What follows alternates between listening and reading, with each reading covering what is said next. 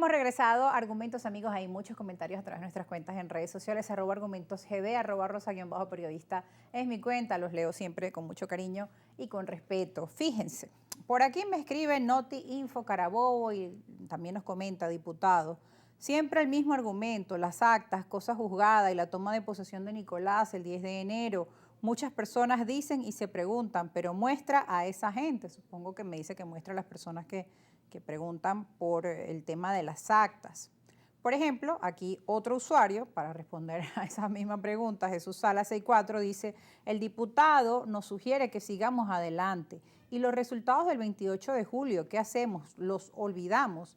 Todo el mundo sabe lo que pasó, hasta ustedes y también el gobierno. ¿Nos quedamos así? Pregunta Jesús Salas. Diputado.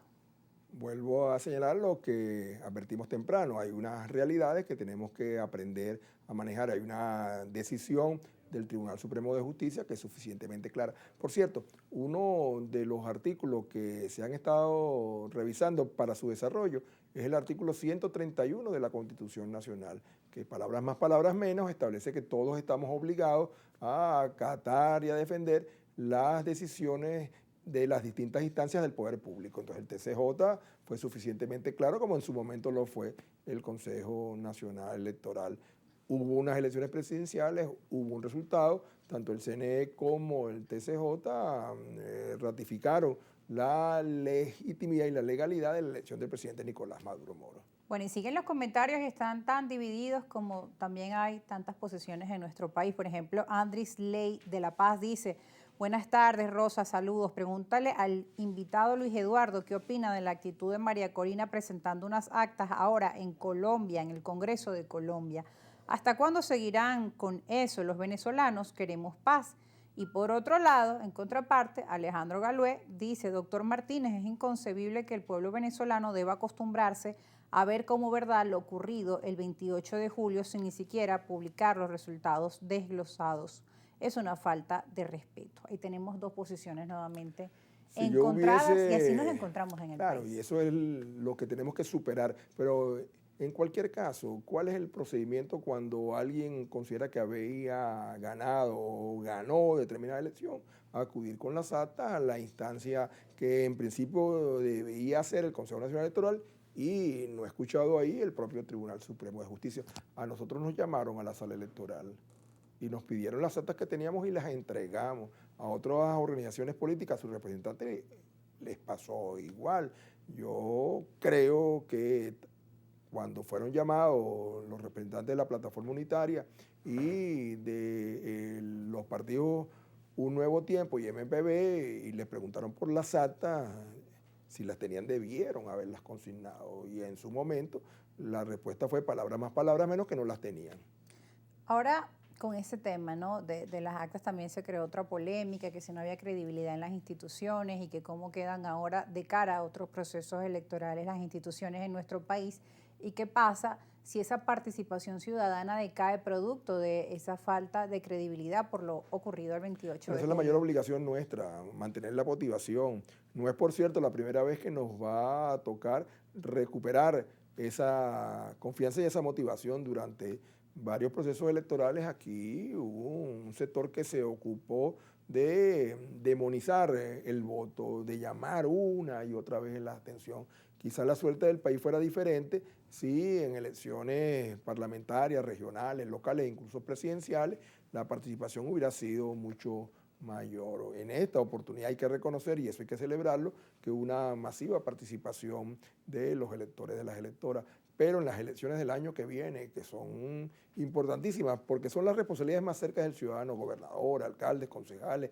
legisladores, diputados de la Asamblea Nacional, tenemos que esforzarnos para que los venezolanos y las venezolanas acudan a las urnas, voten por la opción que crean que es la mejor, por la opción que crean que es la que más conviene al país, a cada uno de los distintos estratos, tanto en los estados como en los municipios. Ahora, diputado, esas personas que obviamente, como usted mencionaba, y yo le decía, pues no hay credibilidad, por ejemplo, en un sector del país al sistema electoral debido a lo ocurrido, a la falta de publicación de los resultados, que garantiza que esto no vuelva a ocurrir. Por ejemplo, hay otros países en la región, la intermediación del presidente Luis Ignacio Lula da Silva o de Gustavo Petro de Colombia, u otros países a nivel general del mundo que pues han sugerido una revisión, una auditoría con el acompañamiento internacional para poder aclarar este asunto, para limar esas asperezas. Hay un principio que estamos obligados todos a defender, que es la no injerencia.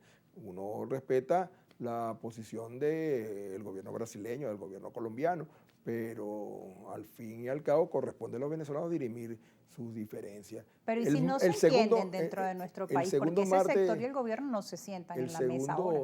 Bueno, pero pueden sentarse, deben sentarse, y esperamos que en algún momento recapaciten y se sientan en la mesa de diálogo que actualmente está en la Asamblea Nacional. Todavía se le guardan la silla a estas organizaciones y han sido invitadas formalmente, pero ¿cómo haces tú si invitas a alguien, si insistes que asista y no va? ¿Cómo le obliga en un país como el nuestro?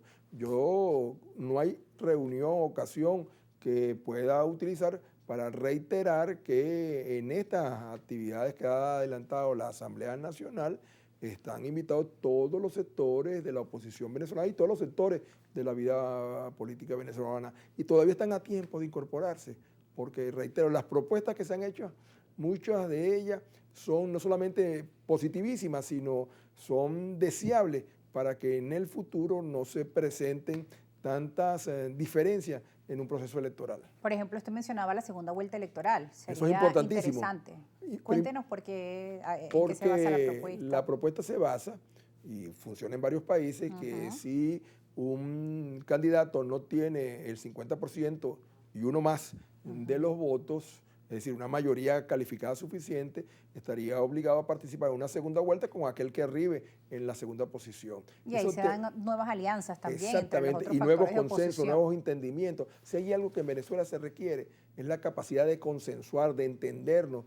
Incluso a algunos les suena la palabra un poco, si no fuerte, no apropiada, negociación, pero negociaciones en positivo. En Venezuela hace falta mucha capacidad de entendernos entre quienes hoy gobiernan, entre quienes hoy hacemos oposición y en quienes en definitiva no están en una posición política partidista, pero son de alguna manera recipientes de las acciones del gobierno y de las actuaciones de la oposición. Entonces la doble vuelta electoral le daría a un nuevo presidente de la República una capacidad de consensuar superior a el sistema actual, que permite por una mayoría simple, no solamente para la presidencia de la República, sino para gobernadores y alcaldes, asumir esas posiciones. Ahora, en los debates esta propuesta ha tenido acogida. Recordamos que allí la oposición que usted está representando pues es minoría dentro de la Asamblea Nacional. Bueno, ha habido varios partidos políticos que la respaldan,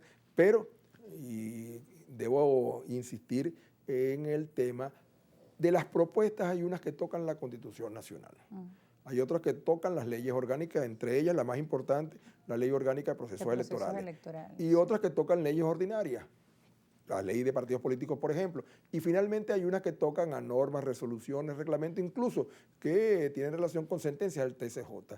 Entonces, por razones de tiempo, por la disposición que obliga que cualquier modificación de la legislación electoral tiene que ser hecha a no más tardar 6 meses antes de cualquier elección, hay algunas de las propuestas que no va a poder tratarse, considerarse, aprobarse en este lapso que nos hemos fijado. Las propuestas que tocan a la Constitución y la doble vuelta toca a la Constitución tienen que esperar, y el año que viene entonces podemos dar esa discusión. ¿Por qué? Porque solo son posibles por una enmienda o por una reforma.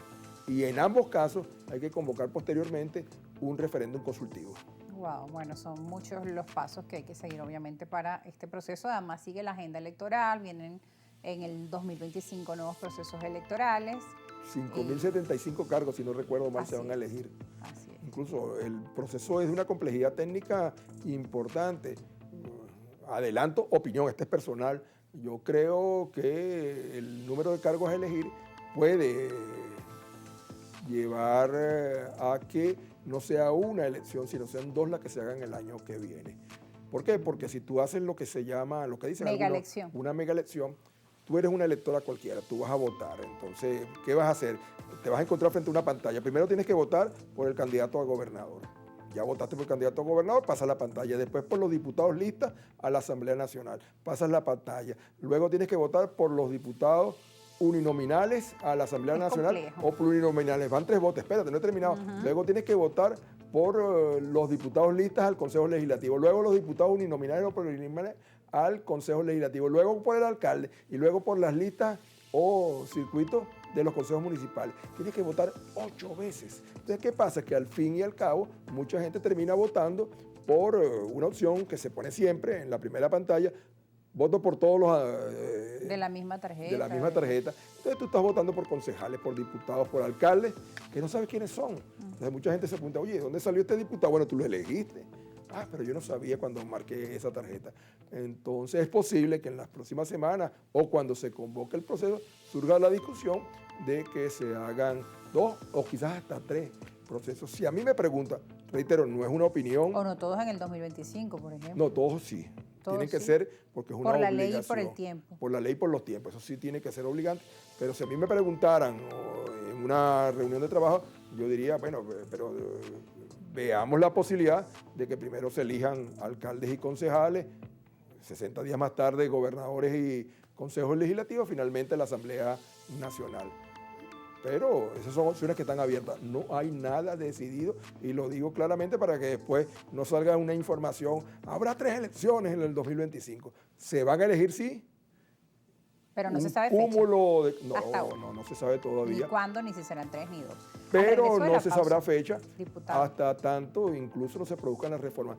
A partir del momento que se produzcan las reformas que estamos hablando, y si como se ha establecido como meta se hace para el 15 de diciembre, entonces por delante tenemos por lo menos 6 meses que no serán las elecciones. A partir de ese momento podrán ser en julio, en agosto, en septiembre, en octubre, en noviembre, en diciembre del 2025. Vamos a tener un año electoral bien movido. Diputado, tenemos que ir a la pausa, ahí está la musiquita sonando. Al regreso seguiremos abordando en detalle estos procesos electorales siguientes y algunas interrogantes que ustedes también tienen, obviamente, en este sentido. Ya volvemos.